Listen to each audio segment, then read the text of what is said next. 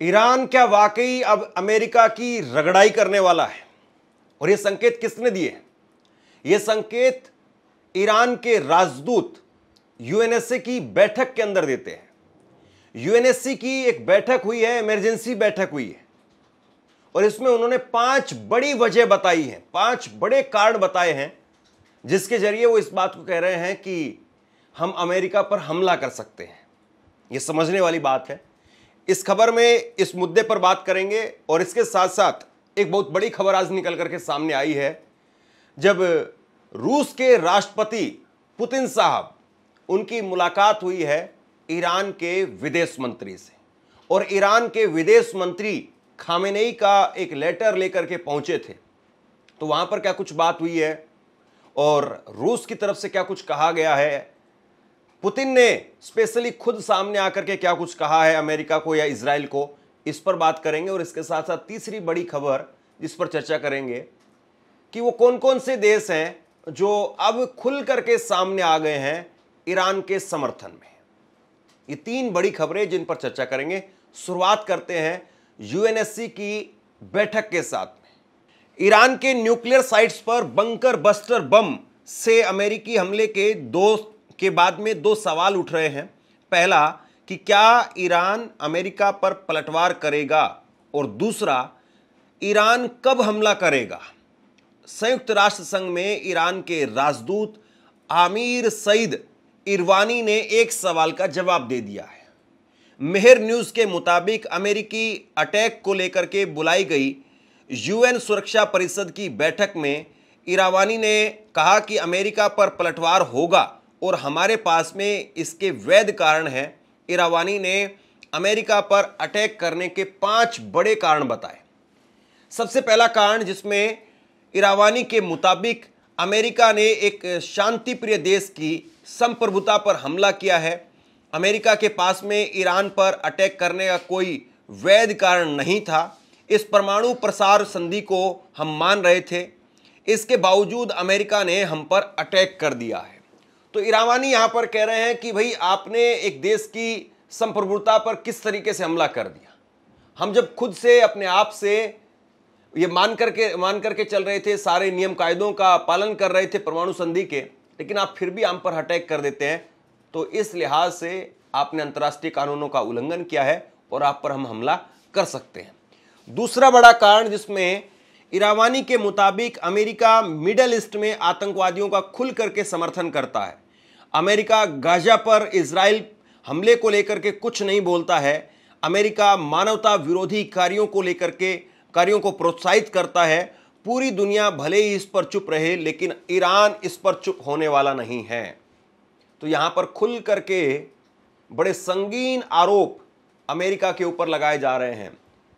Iran के राजदूत ने कहा कि आप जब गजा के अंदर इजराइल की तरफ से नरसंहार किया जाता है, छोटे छोटे बच्चों को मौत के घाट उतारा जाता है, उस वक्त में अमेरिका कहीं नजर नहीं आता है। मैंने कुछ दिन पहले आपको एक खबर दिखाई थी जिसमें यह बताया था कि जिस वक्त में जो बाइडेन अमेरिका के राष्ट्रपति थे, उस वक्त में भी अमेरिकी डॉक्टर्स की टीम ने एक लेटर लिखा था अमेरिका को, और कहा था कि यहां पर कोई संस्था आजाद नहीं है, कोई संस्था सुरक्षित नहीं है, हमारे ऊपर हमले किए जा रहे हैं। जो अमेरिका की तरफ से डॉक्टर गजा के अंदर हैं, जो वहां पर हेल्प करते हैं, मदद करते हैं, लोगों को अपनी सेवाएं देते हैं, उन पर भी इजराइल हमले कर रहा था, लेकिन अमेरिका अपने लोगों के लिए खड़ा नहीं हुआ। और इसीलिए ईरान कह रहा है कि अगर पूरी दुनिया गजा के अंदर हो रहे अत्याचारों पर अगर चुप रह सकती है तो भले ही रहे, हम इस पर चुप रहने वाले नहीं हैं। तीसरा बड़ा कारण, जिसमें इरवानी ने दुनिया को संबोधित करते हुए कहा कि ओमान के मस्कट में 16 जून को अमेरिका के साथ में परमाणु वार्ता को लेकर के बैठक होने वाली थी। इससे 2 दिन पहले ही 13 जून को इजराइल ने हम पर हमला कर दिया। बताइए संधि से कौन भाग रहा है। मतलब कि एक डेडलाइन तय की गई थी, एक बैठक तय की गई थी 16 जून को कि यहां पर परमाणु वार्ता को लेकर के बातचीत होगी, लेकिन इससे पहले ही अगर इजराइल हम पर हमला कर दे तो बताइए फिर क्या हम उस संधि को तोड़ रहे हैं या फिर ईरान की तरफ से उस संधि को तोड़ा गया। चौथा बड़ा कारण, जिसमें इरवानी ने संयुक्त राष्ट्र सुरक्षा परिषद में कासिम सुलेमानी की हत्या का मामला भी उठाया और इरावानी का कहना है कि सुलेमानी एक शीर्ष सैन्य अफसर थे, लेकिन अमेरिका ने उनकी हत्या कर दी। यह कहां से जायज है? पांचवा बड़ा कारण जिसमें यूएन में ईरान के राजदूत इरावानी का कहना है कि इजराइल से लड़ाई के बावजूद हमारे विदेश मंत्री अब्बास अरागची यूरोपीय देशों से शांति वार्ता को लेकर के बात कर रहे थे, लेकिन अमेरिका को यह बर्दाश्त नहीं हुआ, उसने हमारे ठिकानों पर अटैक किया, हम बदला जरूर लेंगे। तो ये बात जो है वो ईरान की तरफ से कही जा रही है और ईरान न केवल इजराइल पर मिसाइल अटैक के जरिए जोरदार जो है वो जवाब दे रहा है, बल्कि उसके साथ साथ अब कूटनीतिक तौर पर भी अमेरिका और इजराइल को बेनकाब करने के रास्ते तलाश कर रहा है और उन पर काम हो रहा है। अब सुनिए कौन कौन से देश वो ईरान के समर्थन में आ गए हैं। ईरान के समर्थन में रूस और चीन के अलावा पाकिस्तान और नॉर्थ कोरिया भी खुल करके सामने आ गया है। पाकिस्तान ने इसे संप्रभुता पर हमला बताया है। पाकिस्तान के प्रधानमंत्री शहबाज शरीफ ने एक बयान में इस हमले को गलत करार दिया। वहीं दूसरी तरफ नॉर्थ कोरिया ने भी ईरान के समर्थन में बयान जारी किया। नॉर्थ कोरिया ने अमेरिका पर भी निशाना साधा है। तो कुल मिलाकर के इस वक्त में ईरान अपने लिए समर्थन जुटा रहा है और ईरान इस वक्त में दुनिया को ये बताने की कोशिश कर रहा है कि आप लोग अगर मेरे साथ में आ सकते हैं तो आइए। जो अपने पुराने सहयोगी हैं उनको अपने साथ मिलाने की कोशिश जो है इस वक्त में हो रही है।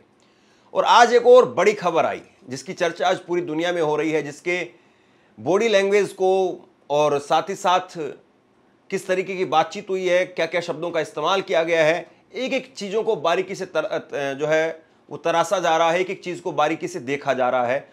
रूस के राष्ट्रपति व्लादिमीर पुतिन की बातचीत हुई है।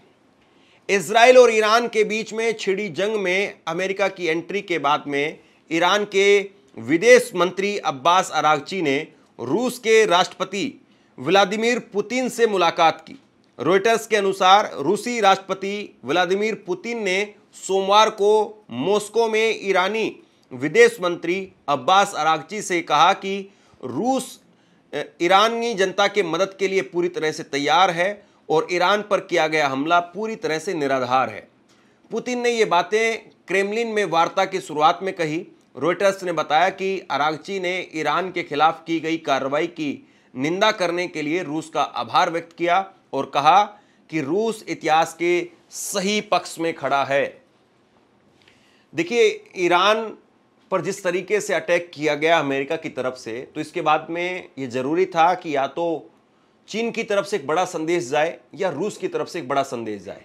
और रूस के राष्ट्रपति पुतिन ने सामने आकर के एक बड़ा संदेश दे दिया है, कम से कम अमेरिका को, ट्रंप को एक बड़ा संदेश दे दिया है कि आप अगर खुल करके सामने आ रहे हैं तो हम भी खुल करके सामने आएंगे। यही सबसे बड़ी बात हो जाती है कि रूस के राष्ट्रपति खुद आए मिलने के लिए। उधर से विदेश मंत्री थे ईरान के और यहां से रूस के राष्ट्रपति थे। अगर रूस के राष्ट्रपति की जगह पर विदेश मंत्री होते या दूसरे किसी अपने सहयोगी को या अधिकारी को भेजते तो बात का वजन उतना नहीं होता, लेकिन पुतिन के सामने आने से बात का वजन अब बढ़ गया है। ईरान का पलड़ा इस वक्त में थोड़ा भारी नजर आ रहा है। पुतिन ने जहां इजराइल के हमलों की निंदा की, वहीं उन्होंने अभी तक अमेरिकी हमलों पर कोई टिप्पणी नहीं की है।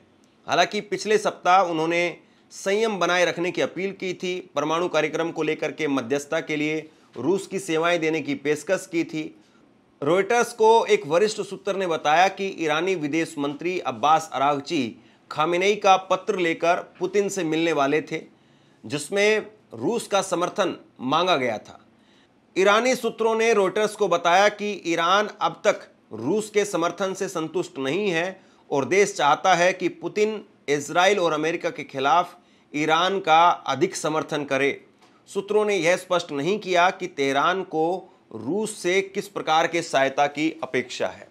तो कुल मिलाकर के इस वक्त में जो रणनीति अपनाई जा रही है वो यही है कि मिसाइलों के जरिए इजराइल को जवाब दो, वहां पर जो नुकसान किया जा सकता है वो नुकसान किया जाए और दूसरी तरफ अपने मित्रों को टटोला जाए, अपने मित्रों को अपने साथ में खड़ा किया जाए।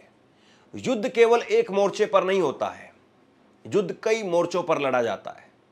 कूटनीतिक तौर पर भी लड़ाई होती है, आमने सामने की लड़ाई होती है, छुप करके भी लड़ाई होती है, धोखा दे करके भी लड़ाई की जाती है, कई मौकों पर, कई अलग अलग फ्रंट्स पर युद्ध जो है वो चलता है।